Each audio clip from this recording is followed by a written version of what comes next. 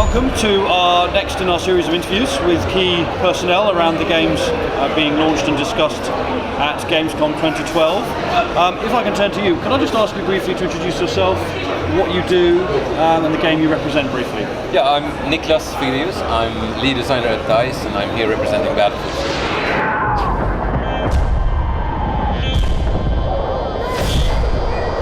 At Gamescom 2012, the focus is on the new Armoured Kill DLC for Battlefield 3. Before we come to that, could you briefly just, for those maybe that love Battlefield 3 but haven't been getting into the DLC, can you just give them a little update as to the DLC that's previously been available and what the focuses on those have been? Yeah, we've committed greatly to Battlefield 3 because we had such a big success and we're so excited about everyone loving the game and so on. So what we've created is this really extensive DLC plan with 5 big expansion packs. It's not like small stuff, it's big expansion packs. And the first one is Back to Karkan, which is a remastering of old BF2 classics, like a community thing. And then the second one that was released on E3 at E3 was Close Quarters, which takes the battlefield indoors into this tight space and have this really room-to-room fighting going on. And here now, coming in September, that we're talking about here at Gamescom, is Armoured Kill, which is kind of the root of Battlefield. It's the huge maps, lots of vehicles, epic warfare, and we're following that up with Aftermath and Endgame. We're a bit tight about the details because we're still in development.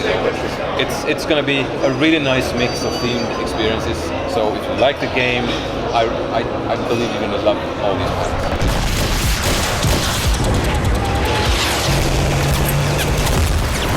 What expansion exactly has been brought to Battlefield 3, maybe with some specific vehicles, or so talking about the size of maps and stuff like that? Yeah, the 4 maps that we are releasing with Armoured Kill are all really big. Right. They're really, really big.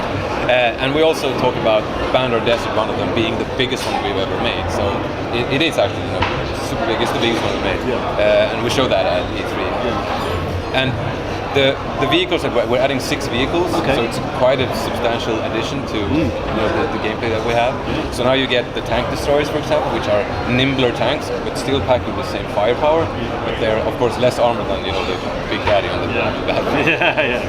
And to complement that, we also have fast transport with the ATV, the kind of quad bike, so you can go really fast to key locations.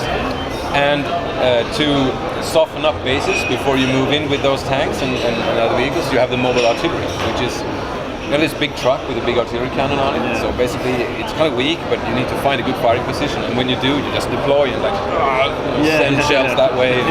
Your friends love you. And then, of course, the iconic gunship.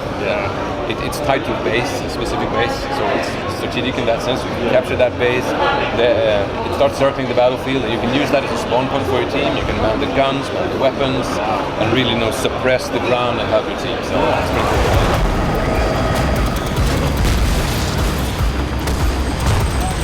Does bringing in these new vehicles and the larger maps, has that given you guys an opportunity to really perhaps suggest or promote a different type of gameplay with this extra large number of vehicles and options?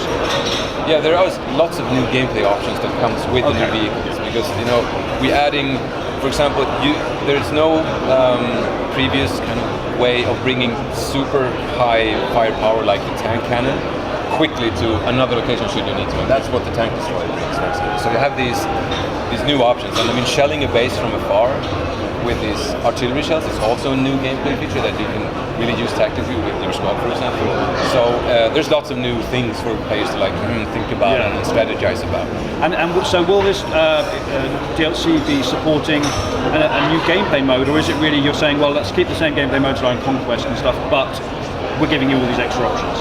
Yeah, we are keeping all the standard modes, and you can use all these new things in them. But we're also talking about a new mode called Armoured Kill, which we're showing here today and letting people have some hands-on. And that's basically a game mode that tries to capture the feel of a huge tank battle. So it all focuses on the tanks. So you have tank platoon versus tank platoon in a big battle over a central point, and you see lots of explosions and shelling going on. So it's very, very tense, but also pretty big scale. Pretty epic. Yeah, very epic.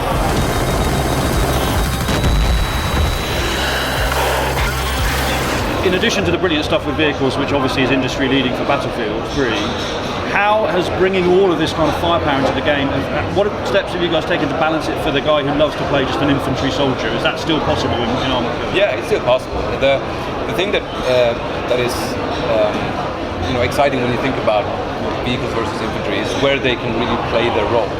So, for example, you can have one base which is really open and you have lots of routes that you need to go in. That's perfect for vehicles to take. But then you might have an area filled with like cover or buildings and stuff like that, where it's more difficult for vehicles to navigate. So they play a more supporting role. So they can start sending shells in there and spot people. But the infantry needs to move in and take it or set up traps or something like that. So it's all about you finding your niche and finding where you can be effective for the team, and that can be both for vehicles and infantry. And were there specific design challenges around bringing all this variety? Did you guys have to think, okay, we need to make it so that it's every map has an area where a vehicle comes into its own and is really effective? Yeah, that's the big challenge now when we design the maps, because we iterate so much and we play test so much and try to should the flag be there? I mean, does that create a good route? There or there? It's a long iterative process where we try to really perfect the kind of experience we want the players to have. So it's a challenge, but I think we come up with it. Is there a particular moment or vehicle or map area that you kind of say, I recommend you get to this map and jump in that vehicle and experience that? I would say one of the really cool things you can start by doing is to find the airship base. You can actually pick any map you want. Okay. Just get that base, jump into that airship, and rain some shells down on the ground. Lay waste on the opposition. Okay, brilliant. What does it mean to you to be able to come out and meet players face to face and see their faces when they're playing, a fresh, wow, Armoured Kill game? Is that something that you enjoy as well? Is it? Of course, that is the reward. It really is. I mean, it warms my heart every time because you can sit in the office, you have your computers and your colleagues, and they're like, oh, you're doing, you're working and you're creating things, but you never get to see where it actually is. You never get to see someone, his face when he's playing, or her face when she's playing. And that's what you get here. And that's such a wonderful thing to come out here and tell people, this is the new thing. Hey, please try.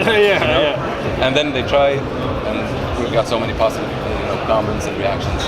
It's absolutely great. It's really a perk of the job. Brilliant, excellent. Well, thank you very much for your time. Thank you. And I think we all look forward to getting some hands-on. Could you definitely let us know what the dates are for the platforms for Armoured Kill when it's going to be released? Armoured Kill is going to be released in September. It's September 4th for premium PS3 users, and then you have the 1 week later for the premium, and then 1 week later for the non-premium PS3, and 1 week later for the non-premium non-PS3. Brilliant. Okay, well, we look forward to getting our hands on it. Thank you very much for your time. Thank you.